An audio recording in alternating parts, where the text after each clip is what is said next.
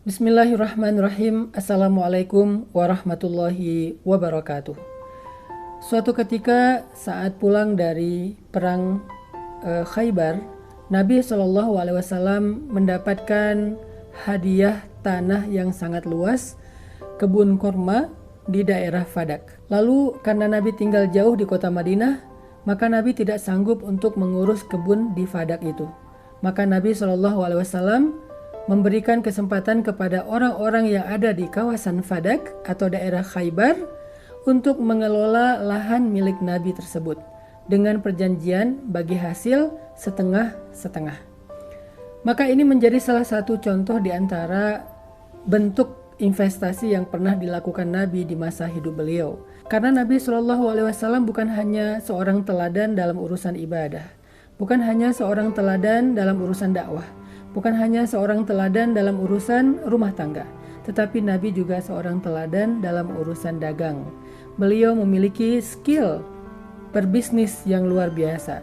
Dan skill berbisnis Nabi itu bukan hanya tentang bagaimana mencari untung, tetapi bagaimana memberi manfaat kepada orang lain. Bagaimana menjadikan usaha beliau itu mampu mempekerjakan banyak orang. Nah, dalam cerita Fadak ini kita belajar banyak hal dari Rasulullah SAW.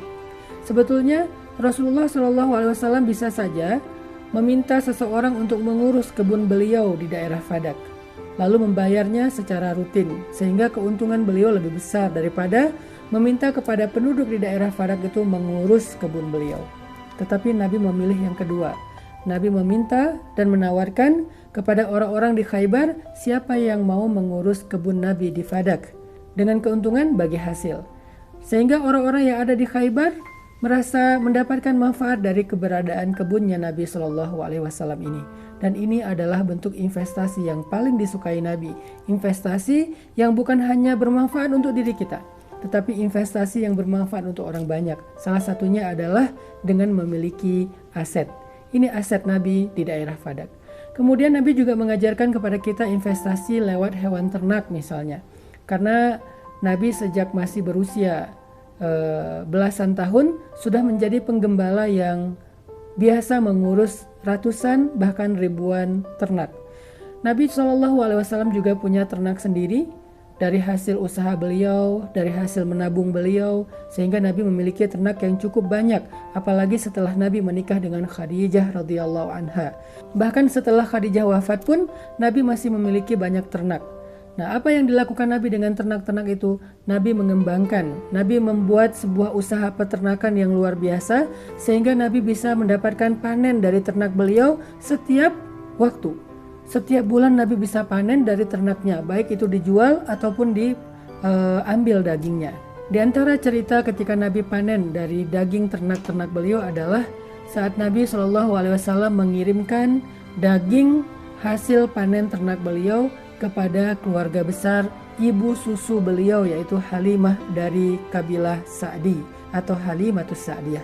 Nabi membagikan daging dari hewan ternak beliau kepada keluarga Halimah Sa'diyah, sehingga dengan begitu mereka mendapatkan manfaat dan kebaikan dari aset ternaknya Nabi SAW.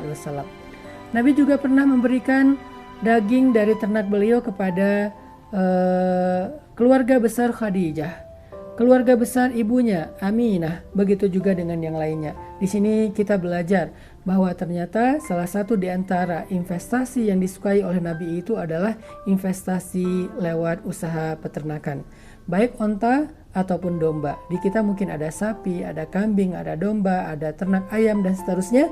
Semua itu adalah cara mencari rezeki yang halal yang disukai oleh Nabi SAW. Dan yang terakhir, investasi yang paling disukai oleh Nabi melebihi dari dua investasi yang sebelumnya, baik itu aset lahan atau bangunan atau kebun ataupun aset dalam bentuk usaha ternak. Ternyata ada yang lebih disukai lagi oleh Nabi SAW. Apa itu? Investasi dengan sedekah. Allah Subhanahu wa taala berfirman, Mathalul ladzina yunfiquna amwalahum fi sabilillahi kamathali habbatin ambatat sab'a sanabila fi kulli sumbulatin mi'atu habbah Wallahu yudha'ifu liman yasha. Wallahu wasi'un alim. Perumpamaan, orang yang menginfakkan hartanya, baik itu sedekah, zakat, wakaf, di jalan Allah, maka seperti menanam satu biji. Kemudian biji itu menumbuhkan 7 tunas. Kemudian 7 tunas itu masing-masing memunculkan 100 tangkai. Maka begitulah berkahnya investasi lewat sedekah atau infak fisabilillah. Jadi buat siapapun di antara kita yang senang berinvestasi, apakah dengan menabung, apakah dengan membeli aset, ataukah dengan investasi dalam satu usaha bisnis, maka jangan lupa sesungguhnya ada satu investasi yang lebih baik dari semua itu. Dzalikum khairul lakum. Lebih baik dari apapun investasi-investasi duniawi, yaitu investasi lewat infak ataupun sedekah di jalan Allah Subhanahu wa ta'ala. Sehingga keuntungannya pasti, kerugiannya mustahil, karena Allah Subhanahu wa ta'ala sebaik-baik yang memberikan balasan kepada hambanya. Barakallahu fikum.